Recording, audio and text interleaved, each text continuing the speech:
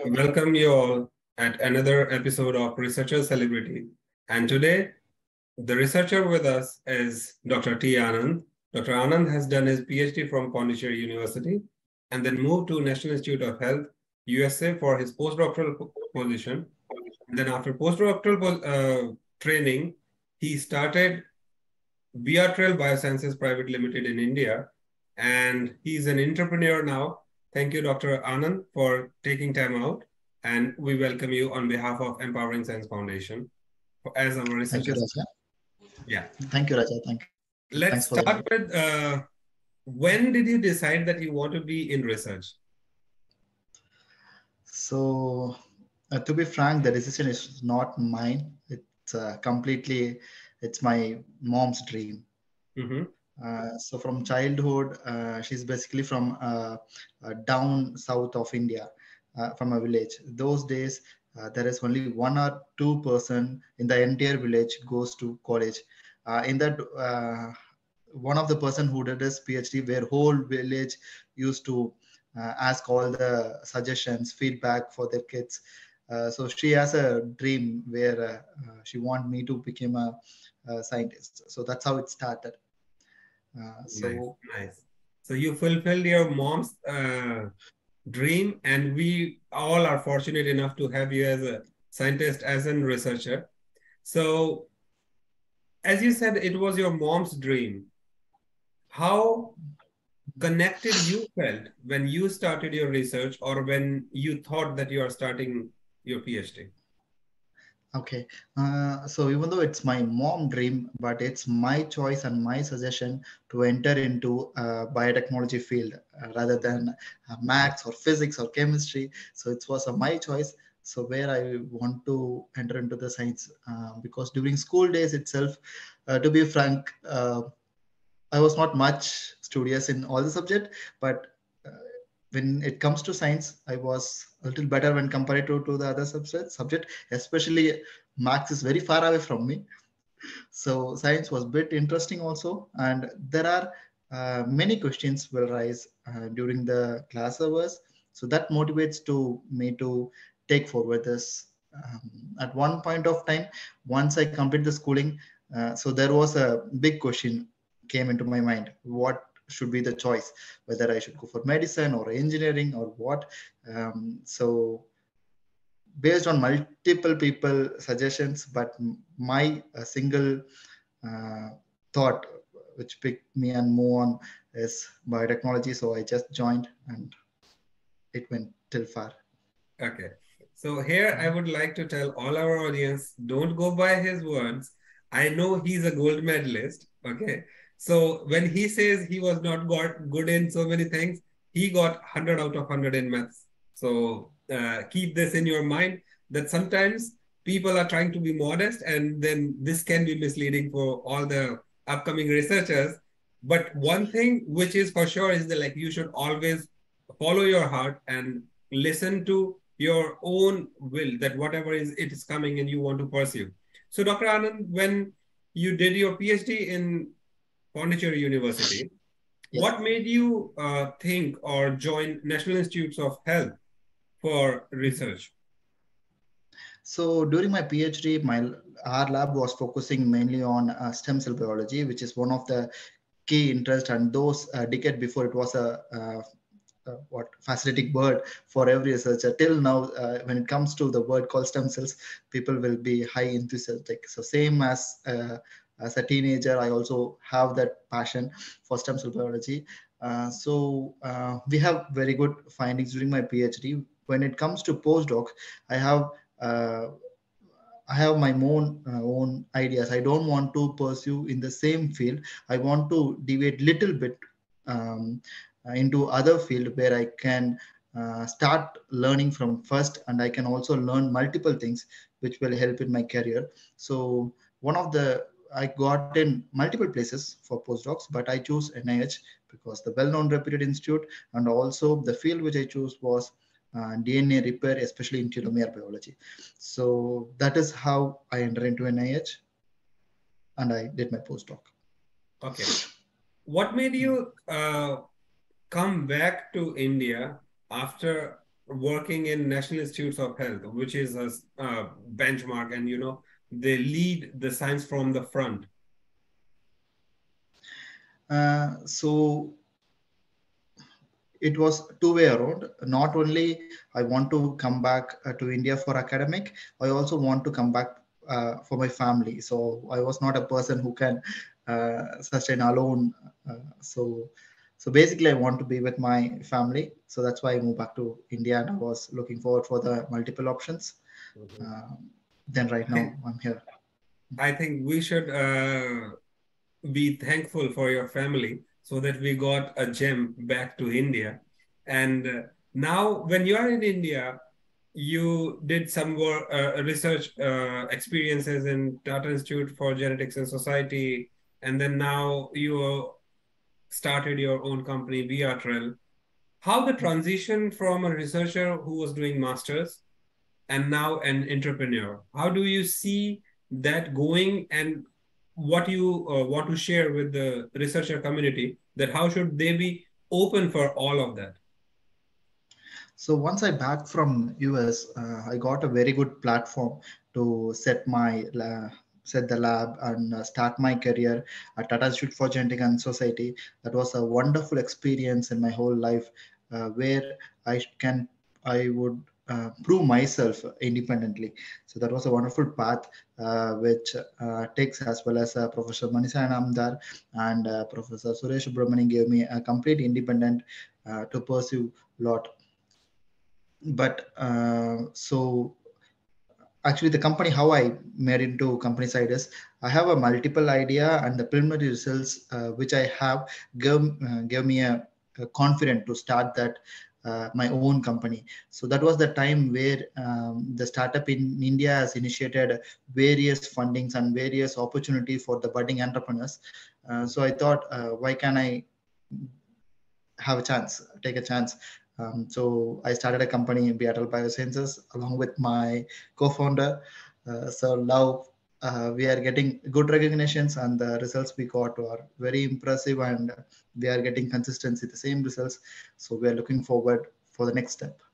Okay, so how do you see the difference? Because you have experienced it academically doing your PhD, then now you are doing the industrial research, and you have already been in research institutes also. So at three different places, how different is research, and what are the constraints which you have failed, or at least you have, faced and seen some other people are facing those issues? So when coming to research, I'm not seeing any difference at any places, because all the researchers know it's not a 9 to 5 job, it's 24/7 job. So we need to do research all the time. But when coming to infrastructure wise, or facility wise, or monetary wise, so it's a little bit difficult. But completely Indian government has various very good incubation centers where they provide all the facilities and necessary supports we want. So it's both positive and negative. So negative side, I will say, uh, if you ready to take a risk at this right age, and you know what are the consequences gonna be, and I will say taking risk, it's not a bad idea. But at the same time, you need to know what are your commitments are. Yes. Priorities. So this is the commitments and priorities is one of the issues which we have observed and listened from in our various conversations. When somebody is like, they have commitment for the family, they have their own dreams, so they are limited by so many constraints. This is a good point. So let's talk about it. Like, when our researcher is thinking to pursue his future studies after the PhD, what are the things which they should be looking for? So basically, during the PhD itself, they have to set their goal, what they want to be in their life. Either they want to settle in academic line, or they want to go for industry, or they want to start their own business, or what is their passion towards. So, so passion is different, and the commitments are different. They don't want to club together. They wanted to make sure, because PhD is a great path where 4 to 5 years they have to put their complete time of their lifetime. So this is the uh, time where they have to think carefully before completing the PhD itself. I would say what they want to be. So based on them, they have to focus on the final year of their PhD. That's how it will be more potential for them to to grow in their career. Nice. So what we are seeing in our new generation of researchers, that they are actually considering what you said, that before their PhD, they start looking and deciding that which path they want to do. Okay, how was your journey when you were transitioning from path A to B to C, and when you made a whole circle, and then now probably, who knows, in future you will have something, your own research, institute, and then people coming and joining and doing academic as well as industrial research. What are the things which you suggest for our budding researchers that they should be considering while making the decisions?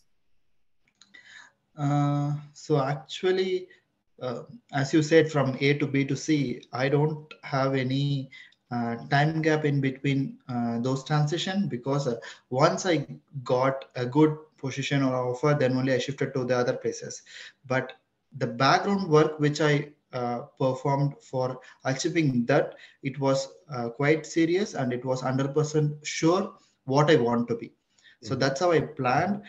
When I thought, okay, this is the end of this place and I want to move to the next level of my career, I start working on first initially what I want to be and where I want to be, and whether that place will be suitable for my long term goal or not. Based on that, I start working myself, then took forward. Okay. So, with the clarity which you just mentioned, when it comes to balancing the life, because as you mentioned, you have high family values, and family is a key driving force. Were there any time when you felt like you are bound or you're stuck in research?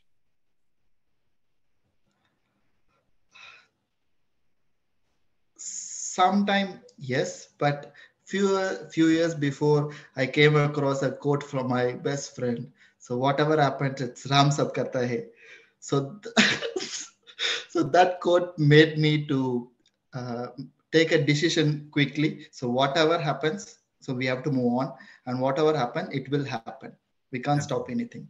So it's like, you have, since in research field you will be going through all the phases, Mhm.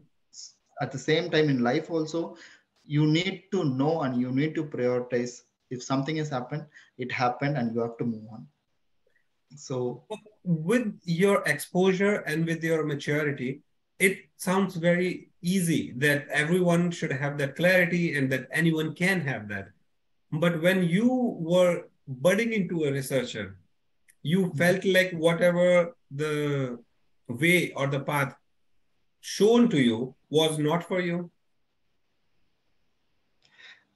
no, not at all. I don't have any idea about that. I was clear in which field I want to take, and basically, my the start of my research career is at the same place where I did masters. So I know what is available there, what facilities is there, which lab I'm gonna join, what kind of experiments I'm gonna do. I know everything. Based on that, I took my decision. So Yeah. that's how I had a very good clarity on presenting that. So even though there are many pitfalls, also I won't say everything will be smooth at all the times. Mhm. So you have to ready to focus. So mainly in research, uh, the collaboration is must, Yes. talking to other researchers is must, Mhm. communication is must. So Mhm. you need to know what is where and when it's need to be done. So if you have that much clarity, at least there are multiple peoples to give hands, Mhm. and they will ready to help you.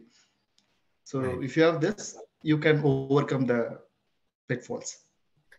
Okay, so whatever we are hearing right now is a very, very philosophical of you. So let's discuss or let me know, what are your thoughts about research and life? How are they similar?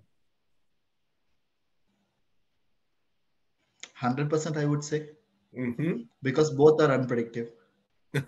Nice. That's very, very well said. So in research, when anyone hypothesize thing, I think that is something which every researcher does. And then, as you said, that before joining the lab, you knew your experiments, you knew your path, you knew how you will be working towards to. Subjecting a researcher who has no ideas what to do, but they are passionate to do something for society. How should they start? And from where they should start? Okay.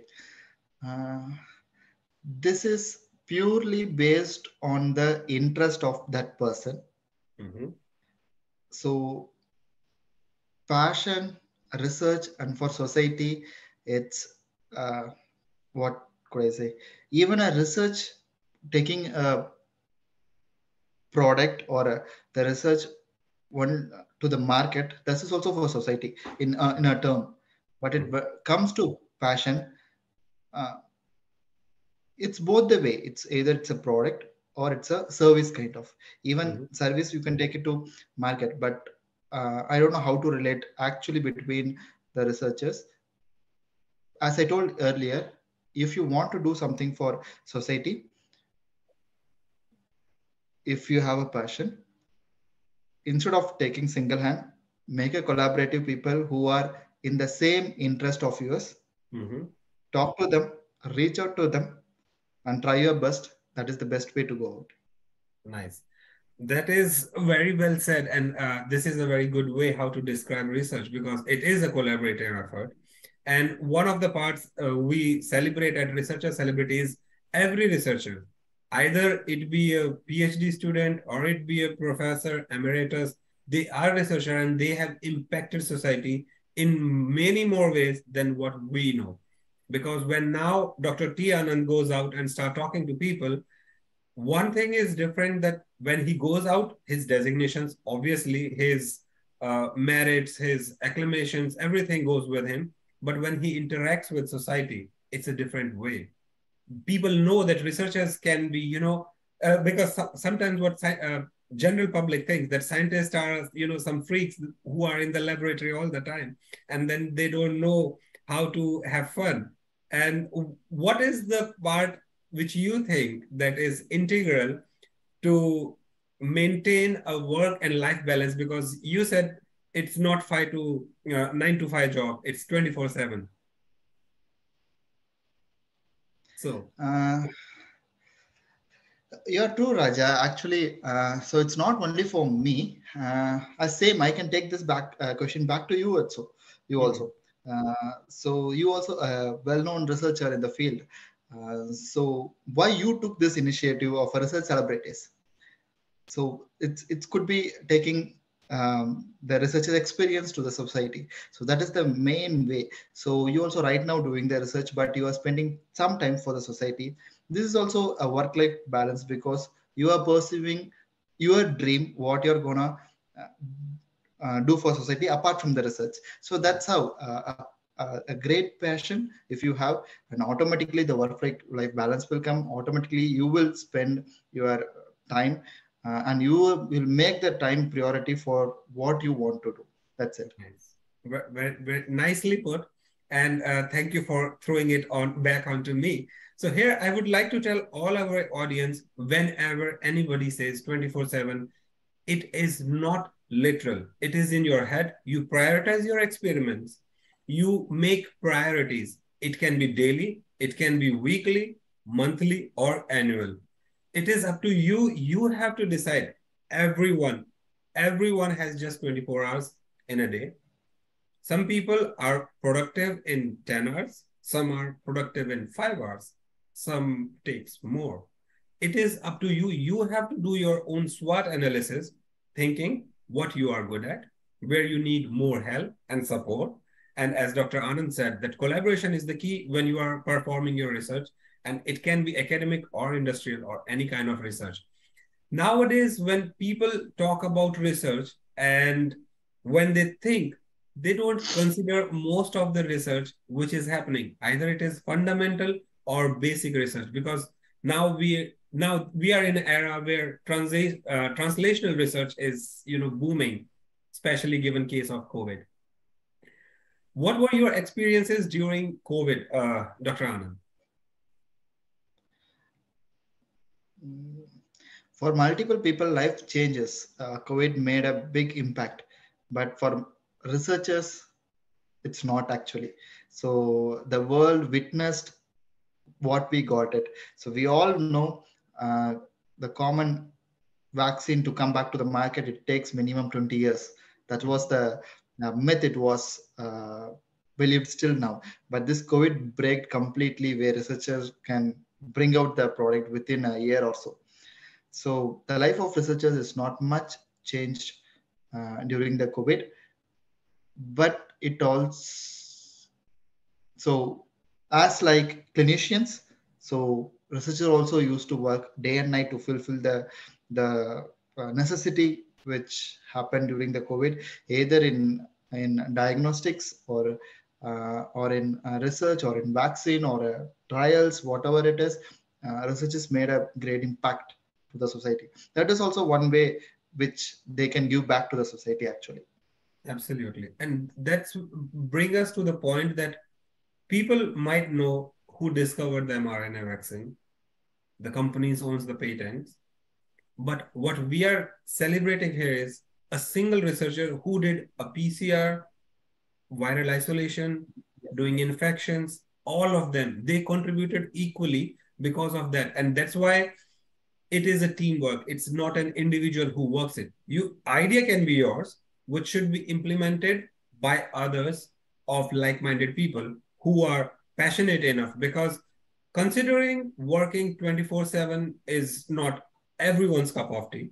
There might be some passionate researchers who can do it for a day or two, but doing it for decades and for centuries, because this is whatever today we have in research, it's like a long, long journey and a long way to go also. When you thought of pursuing research for your lifetime, because this is what we see, that you are going to do this for the rest of your life and probably laying foundation for the next generations also. What made you think that you want to be in this and you want to motivate others also to do that? Uh, so it's purely based on my experience only, because so I was the first student in my lab, so I started from scratch. Even if I have some doubt, I was searching for other people's where to ask. I don't have any seniors. I don't have the expertise of in my field in my university where I can easily go and get the access.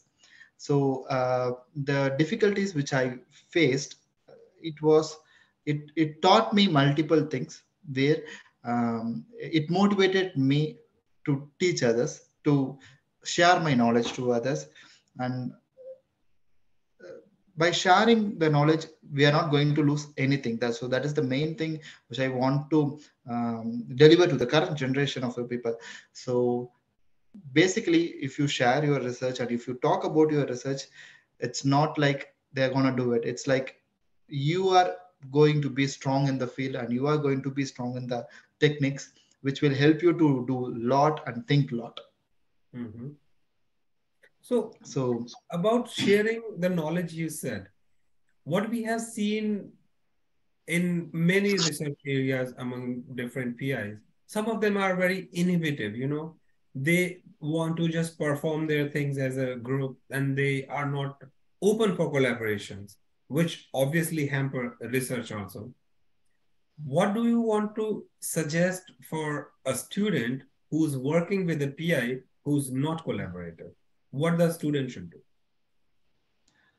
so it's depend on the PI. Okay, right. A PhD student is working with the PI with the same mentality. So he obviously needs to be considering his words and do accordingly. But needs not to be the same when he moved from a PhD to a postdoc lab, or no need to do when he becomes a PI. He Mhm. can be exploring the opportunities, and he can be taking forward this and see how fruitful it is. So that's how he can really learn science.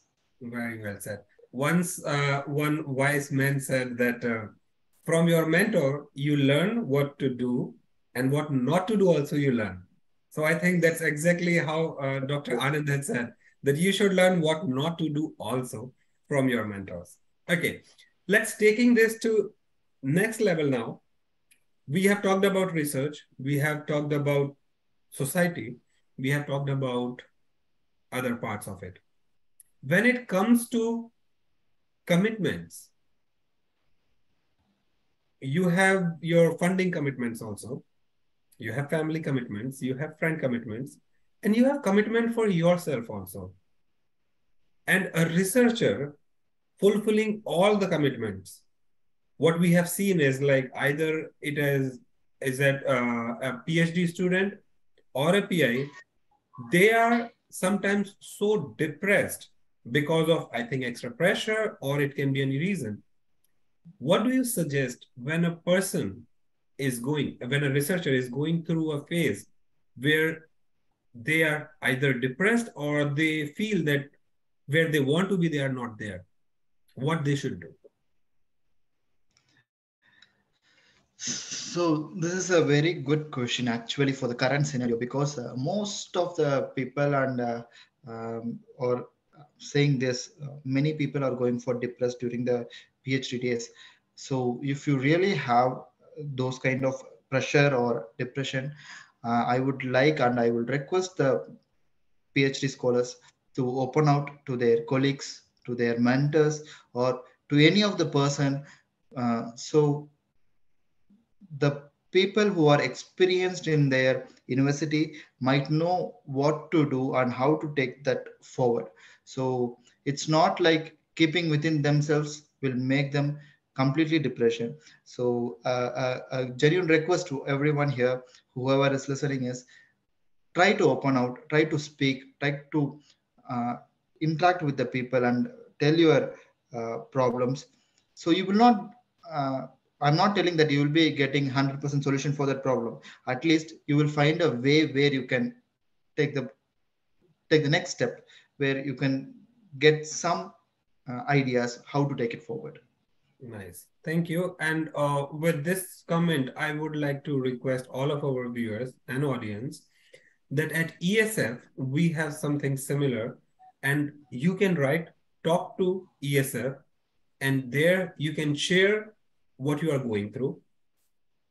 Your name will be always anonymous, and then we can help you. We provide the psych counseling also, and you can talk with us, with the experts who can help you out.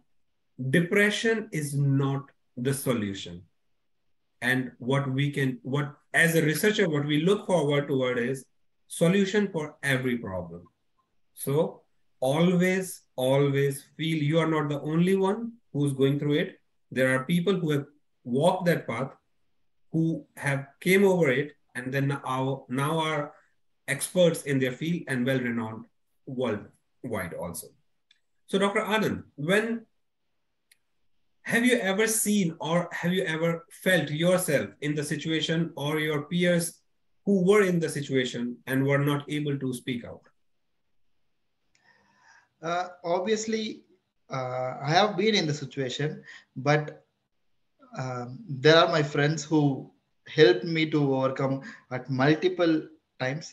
So I would not say I can overcome it. I easily came out of a multiple situation, and um, even my mentors, multiple mentors, not my, they helped me a lot to whatever situation it might be. They helped me and showed the direction how I should take forward. So so that's why my as I said earlier, just speak out. You will Mhm. be getting the right path. Okay. So it is easy for a person like you who's an extrovert who can speak easily. But there are people who are introvert, who cannot share, they feel stuck within themselves. Have you ever experienced a person or one of your peers like that, and how another peers can help them? Because it is our responsibility, at least that's how I feel, that once you see that one of your peer, one of your colleague who's going through a time like this and they cannot speak up, then sometimes you have to stand up for them. And then, you know I am sure that you have gone through some of the situations like that, and then how you helped the person, and when they came out of that, either they acknowledge you or not, that is not the thing. But have you experienced anything like that? See, actually, we can't predict it until and unless you are he or she is your lab person or your colleague or your friend. Because if you're seeing a person new, you don't know whether what is how they react, how silent they are, how talkative they are. You don't know anything about them. At that point of time, you don't know what they are undergoing. But right now, there are multiple initiatives. All institutes are conducting psychological training. Training section or their webinars are going on, government initiatives are there, a lot of people are, as you said, empowering science is making a way to share the whatever it is by the people who are undergoing stress or depression or pressure, whatever it is.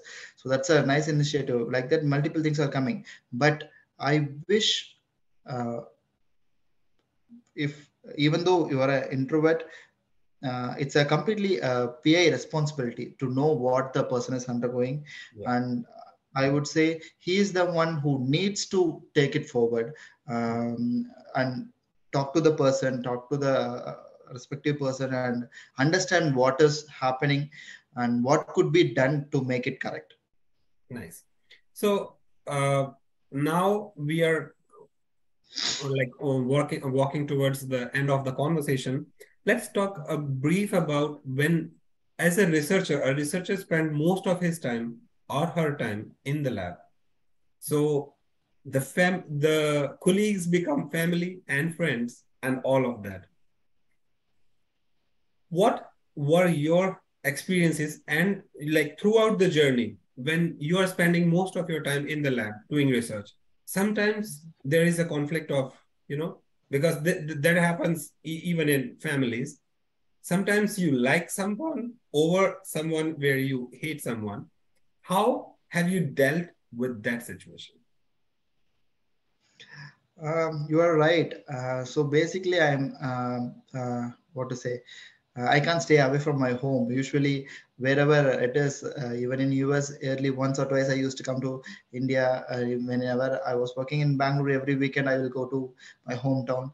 But there was a situation where COVID made us to uh, stay in one place for a couple of years completely, where we can't move out of the city. So at that time, it's, as you said, friends became family, and whatever it is. But work-life balance was there. There Mhm. was completely where we can share everything, not only in lab. Um, so the complete balance between professional as well as personal life, it was there uh, during the COVID. Lot of things changed for multiple people, but I have learned a lot of things during COVID, personally also and professionally also. We could do n number of things which benefits the society. uh, so yeah, here's the questions. I could make it up, but I wish everyone can do it. Yeah, thank you. So, Dr. Anand, for our closing note, we want to know your suggestions, or your whatever the word of wisdom you want to share with the upcoming researchers, that they should be aware of, or at least they should consider before doing anything or jumping into risk. So one of my favorite quote is by Mr. Ratan Tata. If you want to walk fast, walk alone. If you want to walk far, walk together. So this is the line which suits for every person in all the situations.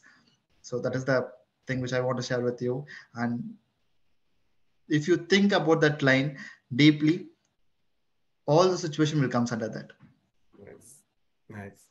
Very well. Thank you very much, Dr. Anand, for sharing your journey. And I can take, leverage on behalf of Dr. Anand that whosoever our audience or viewers who are watching this can directly contact Dr. Anand for any queries if you have, either it be scientific or it be your research questions if you want to discuss something with him, or you can connect through Empowering Science Foundation also. We are here.